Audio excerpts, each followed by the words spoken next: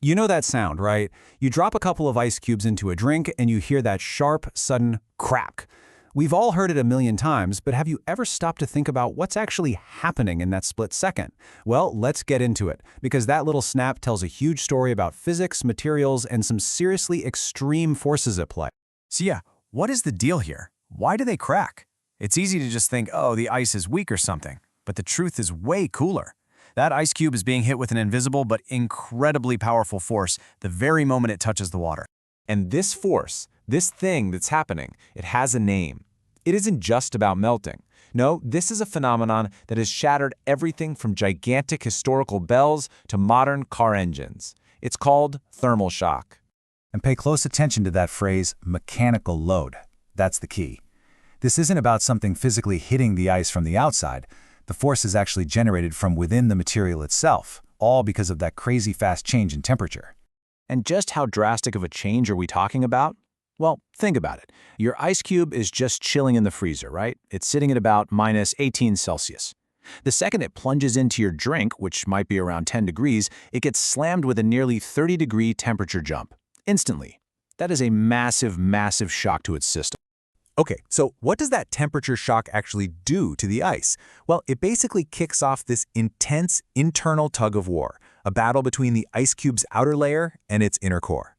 So the very first thing that happens is the outside of the ice cube feels that warmer water.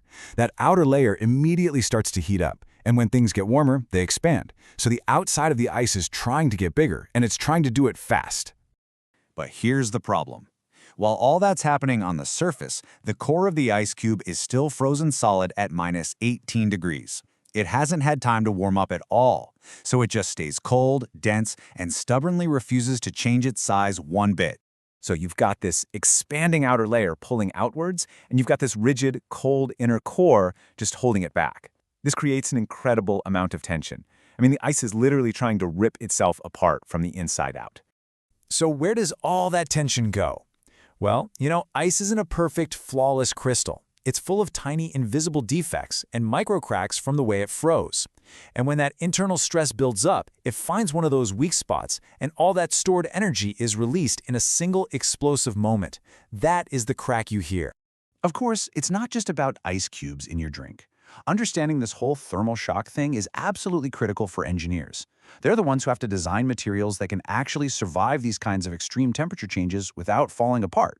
So what's the secret recipe for a material that can resist thermal shock? Well, it needs a few key things. First, it's got to be strong, obviously, to handle that internal stress.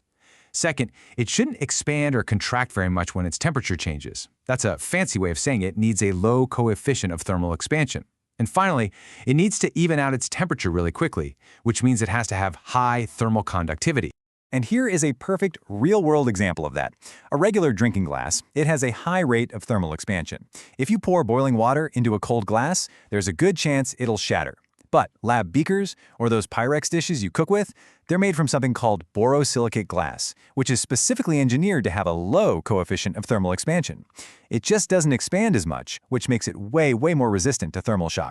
And then, if you go to the super high-tech end of things, you get materials like reinforced carbon-carbon. This is the stuff they used on the space shuttle. It's got this amazing combination of high thermal conductivity and super low expansion, which is what allowed it to survive the blistering heat of re-entering the atmosphere without just cracking into a million pieces. And this whole idea isn't just some modern engineering problem. Thermal shock has been a part of human history for thousands of years, sometimes as a really useful tool, and other times as the cause of some pretty catastrophic failures.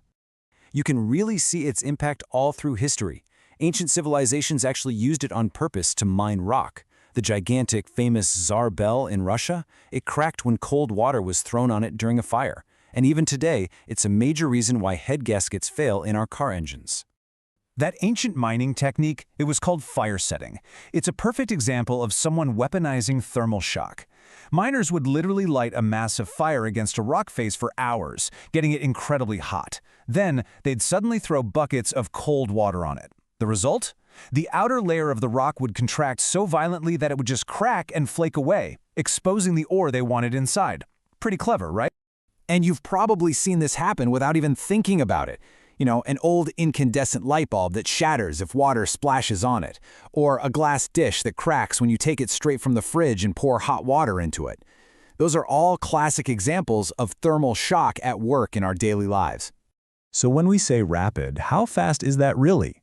Well, in formal materials testing, a temperature change of more than 15 degrees Celsius per minute is officially considered to be thermal shock. Now think back to our ice cube. Its temperature change is almost instantaneous, so it blows way past that benchmark. Ultimately, that's really what this whole thing boils down to. It doesn't matter if it's an ice cube, a piece of glass, or an entire mountain. It's all about that internal battle that happens when one part of a material changes temperature, and because of that, changes its size way faster than another part. And that kind of leaves us with a final thought to chew on. The next time you drop an ice cube into your drink and you hear that familiar snap, you'll know exactly what's going on. It's not just breaking, it's losing an internal tug-of-war. And it makes you wonder, doesn't it? What other invisible stresses are the objects all around us enduring right now?